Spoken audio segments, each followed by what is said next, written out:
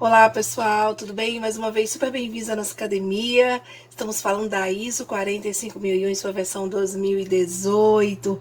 Que legal! Olha, chegamos ao requisito 9. Vamos falar agora de avaliação de desempenho, vou falar bastante de monitoramento.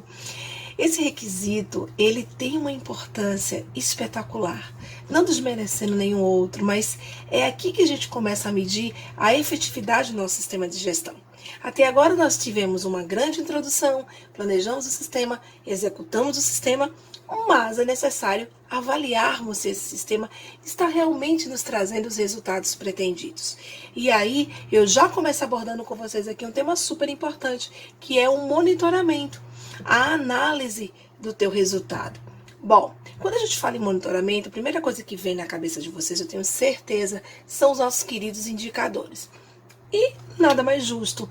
É, sem sombra de dúvida, uma das formas mais simples de a gente monitorar um sistema de gestão, mas não é a única, né? A gente vai ver que não, tem outras maneiras. Então, vem aí dentro da ISO 45001 a necessidade do estabelecimento de indicadores que possam fazer com que a gente verifique se esse sistema está sendo eficaz ou não. A grande novidade em relação a esses indicadores agora é que a norma vai nos trazer a necessidade de nós avaliarmos também o desempenho. Ou seja, não somente se o indicador, se aquela resposta está sendo dentro ou fora da meta, mas principalmente se existe uma tendência ou de melhoria ou uma tendência de queda que pode colocar a minha meta a um risco. Nós chamamos então de uma tendência positiva ou proativa e uma tendência reativa. O que seria a tendência proativa? É aquela tendência na qual eu estou tentando avaliar como aquele indicador vai se comportar dentro de uma linha do tempo. Imagina, eu dou sempre o exemplo da taxa de frequência dos acidentes. Imagina que você tem ali o teu resultado de 2018, você prospecta o teu resultado de 2019 e prospecta um resultado para 2020. Você quer ali uma tendência positiva. Você vai traçar ações, objetivos, planos de ação para atingir essa tendência positiva. O contrário também pode acontecer. Você pode estabelecer uma meta ali para taxa de frequência ao longo de um ano, perceber que nos 2 primeiros meses ali do ano está existindo uma queda, né? E aí, é claro, essa queda é favorável, porque você quer uma taxa de frequência menor. Aí você vai chegando ali no meio do ano, você começa a ver uma tendência a essa taxa subir. Você fala, opa, tem um problema. Se eu não tomar ações aqui, eu posso chegar no final do ano e não atingir a minha meta. Isso seria, então, uma tendência reativa. Então, é muito importante aqui no monitoramento vocês ficarem bastante atentos para isso. Outra coisa que eu coloquei aqui para a gente conversar é em relação aos equipamentos de monitoramento. Na saúde e segurança, nós também temos equipamentos de monitoramento. Não esqueçam, vocês podem ter aí um luxímetro, vocês podem ter um decibelímetro. Vocês podem ter, por exemplo, outros instrumentos que servem para vocês medirem os agentes ambientais, por exemplo, que precisam passar por uma rotina de verificação e de calibração, ou calibração, né? Alguns deles não são calibração, apenas verificados. Então, essa rotina de calibração tem que ser estabelecida, vocês têm que manter informação documentada do resultado das calibrações, assim como vocês vão manter informação documentada do resultado do monitoramento dos indicadores. Tudo bem? Bom, além dessa parte introdutória, dentro desse requisito, a gente também vai achar a avaliação de conformidade legal. Eita, opa, Jaciara, o que é isso? A gente falou de requisito legal. Lá no requisito 6, falamos sim. Lá nós falamos que vocês tinham que nós precisamos determinar os requisitos legais e fazer com que esses requisitos legais sejam cumpridos, eles sejam priorizados na hora do nosso planejamento. Aqui eu estou na etapa de check. Eu preciso verificar se, uma vez aquele requisito atendido lá atrás, ele continua atendido. Isso é muito comum, gente. Às vezes, dentro de um sistema de gestão, a gente atende um determinado requisito e dentro de uma linha do tempo isso descontinua. E quando isso descontinua, eu passo a não atender. Então, a avaliação que a norma traz aqui, a avaliação de conformidade, vai evitar exatamente isso, que eu tenha essa descontinuidade. Ou, se mesmo assim eu tive, que eu corrija. Entenderam? Então, a intervalos planejados, eu preciso verificar se aquele requisito legal que eu atendia, eu continuo atendendo. É muito comum nesse requisito, pessoal, vocês terem auditoria de conformidade legal. Aqui, por exemplo, na Claudiseg, a gente faz muita auditoria de conformidade legal. Conformidade legal de saúde e segurança, conformidade legal de meio ambiente. Isso é importante. Parar um momentinho ali, a cada 6 meses, a cada 1 ano, parar o teu sistema um pouquinho, calma, segurei, vamos ver se a gente continua atendendo a todos os requisitos como nós atendíamos no passado. Muito importante. O outro ponto que a gente vai encontrar aqui dentro do monitoramento, né, dentro dessa avaliação, é a própria auditoria interna. O processo de auditoria interna, ele é um processo de monitoramento. Ele vai bater uma foto, ele vai dizer para nós se o nosso sistema de gestão, ele continua eficaz ou não. E aí, é claro, uma atenção super especial aqui vocês têm até como referência a própria ISO 19011, que agora está também na sua versão 2018. As práticas de auditoria, elas não são aleatórias, elas seguem um padrão normativo. E a 45001 traz esse padrão para dentro dela. Então ela vai falar, por exemplo, que a gente precisa ter um programa de auditoria, que a gente precisa planejar as nossas auditorias, né? Que nós precisamos mensurar a conformidade.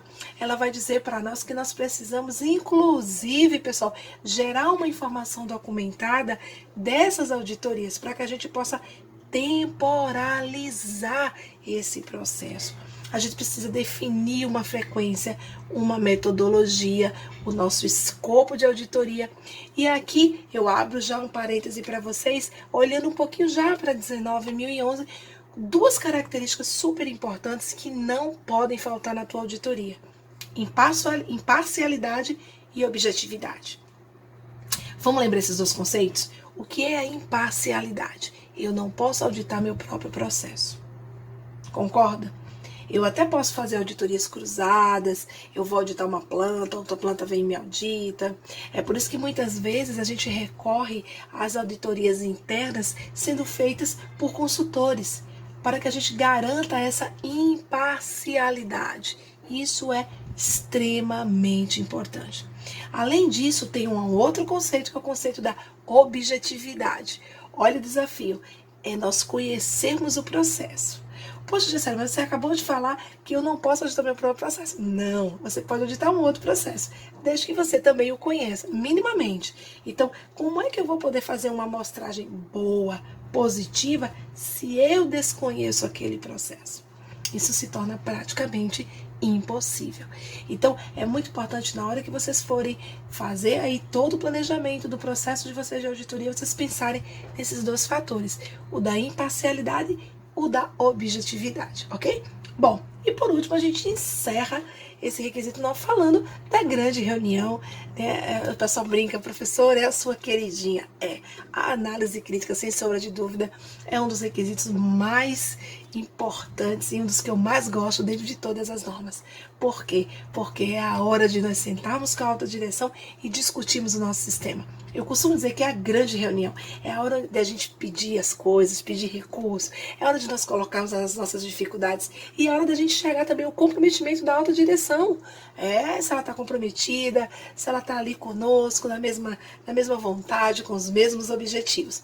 Essa reunião, ela tem uma pauta pré-definida, então é muito importante vocês pegarem a 45001 para verificar que pauta é essa. Então, você vai ter lá pendências da reunião anterior, né? Você vai ter lá se houve mudança no contexto, você vai falar dos indicadores, você vai falar do resultado da participação em consulta, ou seja, aquela pauta que ali está é uma pauta pré-definida. Gisele, eu queria assuntos a mais. Não tem problema. Você pode trazer outros assuntos para análise crítica. Menos do que aquilo, não. Então tenham bastante cuidado. Vou te dar uma dica. Eu, como prática, geralmente elaboro um PowerPoint padrão e já coloco todas as entradas e saídas da análise crítica. Isso evita que a gente esqueça de alguma coisa. E aí, todas as vezes que eu vou fazer uma análise crítica ali, eu vou alimentando aquele arquivo, aquele PowerPoint que me auxilia a não esquecer algo que é extremamente importante. A análise crítica deve acontecer em intervalos planejados.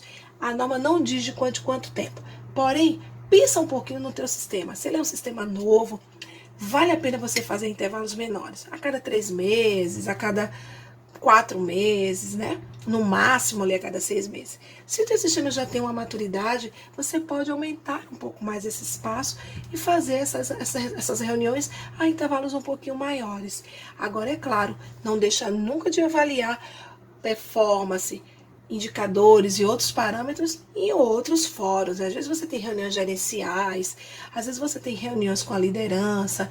Tudo isso é fonte, é foco para você estar abordando ali a questão da saúde e segurança ocupacional do colaborador, né? E dos parceiros, dos terceiros que estão ali dentro do teu sistema de gestão. Tudo bem? Pessoal, esse foi o nosso requisito 9, é o penúltimo requisito da norma. A gente já vai entrar no requisito 10, mas assim, tô gostando demais de ter vocês aqui pertinho de nós aqui. E assim, um forte abraço para vocês, fiquem com Deus e a gente volta para o requisito 10 para fechar essa norma com chave de ouro. Até mais!